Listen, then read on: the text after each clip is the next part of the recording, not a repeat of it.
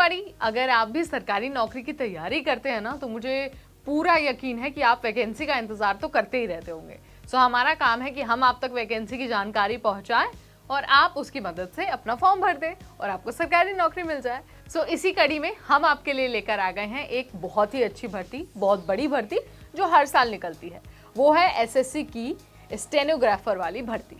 देखिए, जो नोटिफिकेशन है वो रिलीज हो गया, एप्लीकेशन का प्रोसेस शुरू हो गया है। आपके पास 24 अगस्त तक का टाइम है।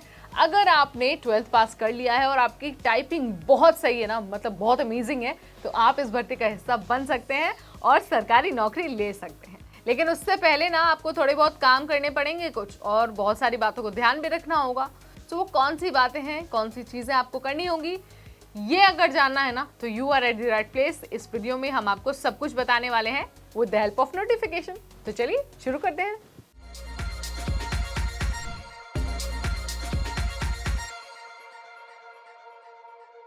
जैसा मैंने आपको शुरुआत में बता दिया है, एसएससी की स्टेनोग्राफर के लिए जो भर्ती है वो शुरू हो गई है। आप ऑफिशियल वेबसाइट यानी कि ssc.gov.in यहाँ पर जाकर अपना फॉर्म भर सकते हैं और इस भर्ती का हिस्सा बन सकते हैं। 24 अगस्त आखिरी तारीख है, उसके बाद आपको मौका नहीं मिलेगा। और फॉर्म भरते वक्त आपको ये ध्यान रखना है कि जनरल कैटेगरी वाले उम्मीदवारों को 100 रुपये एप्लीकेशन फीस देनी होगी, और जो रिजर्व कैटेगरी और विमेन कैंडिडेट हैं उनको कोई फीस नहीं देनी होगी। इस बात का भी आपको ध्यान रखना है। देखिए, एसएससी की ना बहुत अच्छी बात यही है कि एक तो ये रेगुलरली जो फॉर्म है वो निकालते हैं, रेगुलरली वैकेंसी निकलती है, और साथ ही महिलाओं को कोई फीस नहीं देनी होती है। आपको बस फॉर्म भरना है, अपनी डिटेल्स अपलोड करनी है, एग्जाम देना है और इस सरकारी नौकरी का हिस्सा बन जाना है। लेकिन आपको कुछ उससे पहले एलिजिबिलिटी क्राइटेरिया भी पूरा करना होगा, क्योंकि आपको पता ही है, मान लीजिए जूनियर इंजीनियर की वैकेंसी है और आपको फॉर्म भरने का मन है, लेकिन अगर आप एलिजिबिलिटी क्राइटेरिया को ही नहीं कंप्लीट करते तो आप फॉर्म कैसे भरेंगे। यानी कि अगर आपको जूनियर इंजीनियर बनना है तो आपके पास इंजीनियरिंग में डिग्री या डिप्लोमा तो होना ही चाहिए ना। सेम यहाँ पर भी है। अगर आपको स्टेनोग्राफर की इस भर्ती का हिस्सा बनना है, फॉर्म भरना है, एक तो आपके पास 12th पास का सर्टिफिकेट होना चाहिए। इसके अलावा हिंदी और अंग्रेजी की आपकी टाइपिंग भी बहुत ज़बरदस्त होनी चाहिए, बहुत अच्छी होनी चाहिए। बस आपको क्या करना है, उम्र का थोड़ा सा ध्यान रखना है। मिनिमम एज आपकी 18 साल ही होनी चाहिए, लेकिन मैक्सिमम एज 27 से 30 साल होनी चाहिए।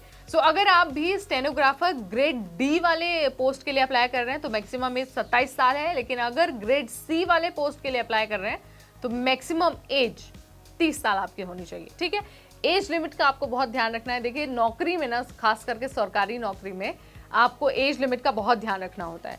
हमने आपको एलिजिबिलिटी बता दिया, उम्र सीमा भी बता दी। अब बारी आती है कि भाई सिलेक्शन कैसे होगा, सिलेक्शन के बाद सैलरी कितनी मिलेगी। तो देखिए, स्टेनोग्राफर पोस्ट पर सिलेक्ट होने के लिए ना आपको रिटन एग्जाम सबसे पहले देना होगा। जो कैंडिडेट रिटन एग्जाम क्लियर करेंगे उनको स्किल टेस्ट के लिए बुलाया जाएगा, यानी कि चेक किया जाएगा भाई कि आपकी टाइपिंग स्पीड वाकई अच्छी है या फिर नहीं है। एक बार जब आप स्किल टेस्ट में भी पास हो जाते हैं ना, तो आपको स्टेनोग्राफर के पोस्ट पर भर्ती दे दी जाती है, आपको सरकारी नौकरी मिल जाती है और आपके पास पहुंच जाता है आपका ज्वाइनिंग लेटर। अब देखिए, सिर्फ इसका प्रोफाइल ही इतना अच्छा नहीं है, जो सैलरी है ना वो भी बहुत अमेजिंग है। तो देखिए, अगर हम सैलरी की बात करें तो पर मंथ 50,000 से 60,000 रुपए की सैलरी आराम से मिल सकती है स्टेनोग्राफर को। यानी कि ओहदा बहुत अच्छा है, रेपुटेशन बहुत अच्छी है और सैलरी तो अच्छी है ही। और जब सरकारी नौकरी है तो खराब क्या होगा, हर चीज अच्छी है सरकारी नौकरी की। अगर आपको स्टेनोग्राफर बनना है, एसएससी से जुड़ना है, तो आप आखिरी तारीख से पहले ऑफिशियल वेबसाइट पर जाकर फॉर्म भर दीजिएगा। और साथ ही आपको फीस भरना नहीं भूलना है, क्योंकि आपने अगर फीस नहीं भरी ना तो आपका फॉर्म एक्सेप्ट नहीं होने वाला। This is all about SSC stenographer recruitment 2024। कोई सवाल है, कुछ भी आपको जानना है, तो कमेंट सेक्शन खुला हुआ है, आप वहां आ सकते हैं, बता सकते हैं अपनी समस्या। और साथ ही आप एक बार नोटिफिकेशन जरूर पढ़ लीजिएगा, ताकि आपके मन में कोई भी दुविधा ना आए, आपको कोई परेशानी ना आए फॉर्म भरते वक्त। तब तक मुझे यानी नेहा को दीजिए इजाजत। Keep watching NBT tech add.